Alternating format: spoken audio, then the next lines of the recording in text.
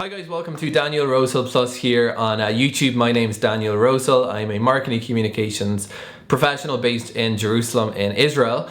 And this is my broader YouTube channel where I cover sort of a wider array of topics than my main YouTube channel, which really focuses on stuff to do with living in Israel. What I want to talk about today is a professional topic regarding how to produce explainer style videos using Canva, because a friend who wants to get into making YouTube videos asked me this week if I could talk through the process kind of from end to end, and I said that would be a great thing to do because I really believe that these explainer type videos, they're becoming, as far as I can tell, more popular. They're really good ways of conveying information visually if you can keep them reasonably short and concise. And I've also been involved in doing them or producing them for a number of years. Way back in the day when I was doing mostly freelance writing, I wrote a lot of scripts for these videos. And recently for my own YouTube work, I've started doing the voiceovers and adding all the kind of graphical elements in Canva. Now, Canva is something I'm only using in the last few months for these videos.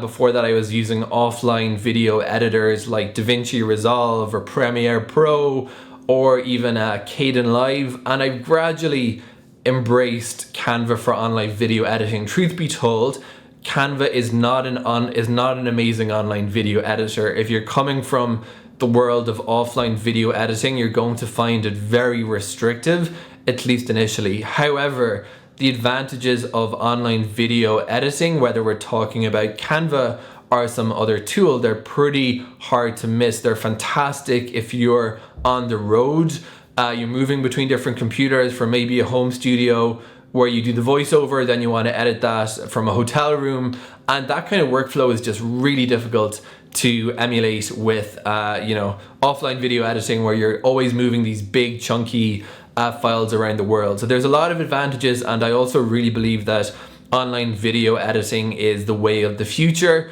We're going to eventually get to a point where we have tools as powerful as DaVinci and Premiere in the cloud, and may as well get on the trend early. So the first thing I want to say about producing these videos, so it really starts, like most creative projects, really with an idea that you want to communicate. And you have to think as well, if this is an idea that's going to be easy to capture in that kind of whiteboard explainer format. Not all ideas are suitable for that, and you may need to rethink a little bit about how you present that idea to make it work in this format. If you come from a writing background, and that's the background I come from initially, journalism, writing, marketing communications, this is actually, I think, a really great medium because you get to combine script writing with visual production. So there's a lot of writing involved in this, but when you are sitting down to write a script for an explainer video that's going to be voiced over, whether by yourself or someone else, you're writing for the ear and not the eye. So it's the same principle that applies in speech writing versus writing, let's say, blogs or articles or what have you. You're writing for someone who's going to be listening to this. So the same principles apply if you want to keep the language more colloquial. And another tip that speechwriters have been using for an eternity is you want to read the script back. Does it sound natural? So before you actually do the voiceover, get to that stage, you want to actually just have a test read and say, okay, does this sound conversational and normal, or is this vocabulary too heavyweight and clunky, in which case you might want to take out a thesaurus and look for simpler words. So it's really about breaking up long sentences into short sentences, and just generally principles of good writing, like mixing up short and long sentences, mixing up concrete and abstract ideas and putting them together.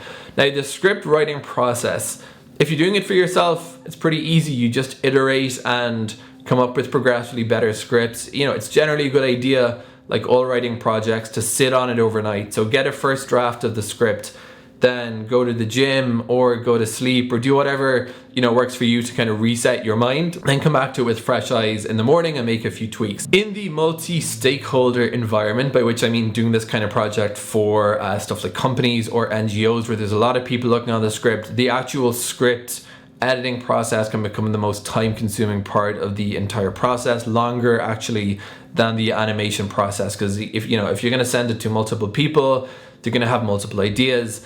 The trick I learned during my time in the world of freelance writing, when you're dealing with large companies with a lot of different people looking at a project, is to say you guys have one shot at providing feedback, right? That's a trick I've been using for years with medium and large companies. Instead of one person looking at it, then his colleagues say, okay, you guys get one round of feedback, one round of reviews. Come together internally, hold a meeting, consolidate your feedback, sort out your own disagreements, and get it back to me. So that's something you can also use when you're doing scripts, just to try to keep things moving and prevent projects from getting sort of stuck. At this stage as well, you can also put together a sketchboard with some, visual vocabulary. So if you have ideas for how to prevent ideas, you can take out a sketchboard. You can do, wireframe style sketches online, or you can get pen and paper and just digitize them and share them over some kind of collaboration tool like Google Drive.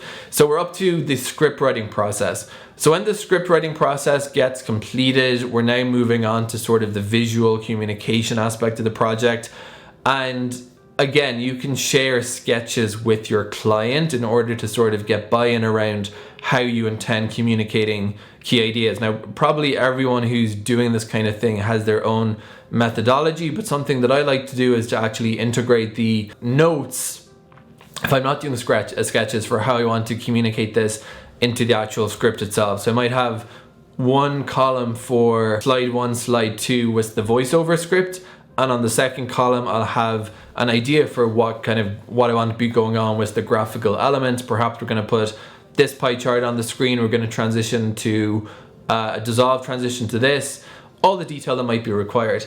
So when you kind of finally get your approval regarding both the script and the visual communication, you can start iterating the actual draft process. At this stage, you can record your voiceover or get your voiceover recorded by a voiceover artist. And this can again be one of the most time-consuming parts of the process if you're doing it for yourself. Personally, I have almost never done a voiceover in one take, and I also have, even though it's quite inefficient, I like to do my voiceovers in one go.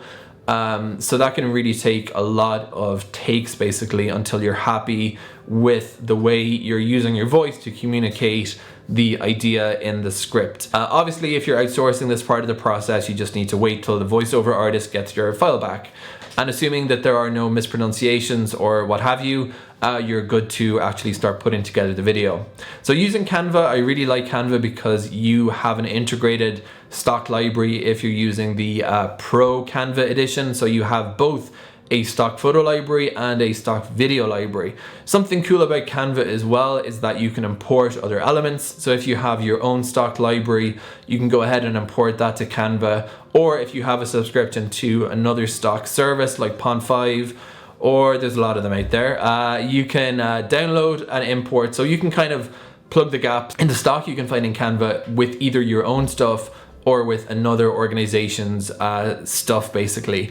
And then so you can move between stock still images, stock video, charts, all the elements. And again, as I said at the start of this video, it's really not the most fun process to edit video in Canva, but the lack of power, the lack of an intuitive UI or the downsides, but the plus sides are that you can edit on the go and you can collaborate very easily with other people. So now we're kind of at the really kind of the end of the process. It's an iterative process at this point. You can either, something nice about Canva again is you can share the drafts directly in Canva. So you can share a draft with your client and say, feedback round 2, and then take some notes, change this. Something I really like that's very important that I probably should have mentioned earlier is it's important to educate clients on the voiceover process. So, you might have a client who says, well, can you change one word here, one word here, one word here? And that's why you want to really firm up on the script before you get to the visual elements, because replicating a voiceover is very difficult. When you're recording a voiceover, you want to record it in a consistent audio environment, same microphone, same room acoustics. So coming back to try fill in gaps in video, in audio as a sort of at a low production level, it's very difficult. So you really want to tell your client, we're gonna firm up on the script and then I'm gonna get the voiceover recorded or record the voiceover myself. And at that point, It's closed. There's no more edits allowed to the voice, right? That voice element is going to be consistent, and we can fill in other elements, but that's just something to be aware of. And you really might want to educate your clients at the start that, look, it doesn't really work like that. You want to get your voiceover the first time, and that's going to be it. If anyone knows, by the way, I'm not presenting myself as the all-time expert on the subject of a way that you do fill-in voiceovers, let me know. But I have found it very difficult when trying that to replicate the acoustics perfectly. Then we're kind of there basically. So we're now at the point, just to reiterate, we've gone through the concept, we've gone through the script writing process, getting buy-in from our project stakeholders, which in the corporate environment might be a subject matter expert, a product manager, a marketing manager. There might be a few of them involved. Then we're going through the production process, drafting iteratively in Canva, sharing, and then basically we're finished. So export the video out of Canva and then share it with your networks. Something nice about Canva is that it's got all these nice design presets for different aspect ratios. So you might start with the 16:9 aspect ratio and then try to convert that or roll out a new version of the video in 1:1 or 6:19 for better optimized viewing on mobile devices. And that's basically the process. Then you want to just come up with your how you want to share it. That's an important decision because the LinkedIn algorithm, if you're using LinkedIn, does seem to heavily prioritize native video over sharing links to video on YouTube or whatever. I've noticed a huge difference in performance. So you want to put a bit of thought into distribution and how you're going to get it to your target audience or audiences. And that is it. Then your Canva video, whiteboard video is done. I hope this has made clear that there's a little bit of work involved in this process. This is not really a one-day expedition. And something that I've learned, something I've struggled with myself professionally, is kind of this idea that you want to finish stuff within a reasonable time frame, or sometimes you're almost at the end of this process and you want to just finish out the video today. And I just kind of caution people not to fall in for that logic. If you can break down the video into an organized project plan, it's okay to break this process down into chunks. The voiceover is one chunk, the graphic elements are one chunk, the iteration cycle is one chunk, and production is one chunk. And if you do that, if you just kind of accept that at the start, you'll take away any of that kind of pressure that us creatives commonly feel, that once we almost have a project at the finish line, we want to just kind of get it out there as soon as we can. And that's not always a good thing, because you don't want to rush through a project of this nature, or really any nature.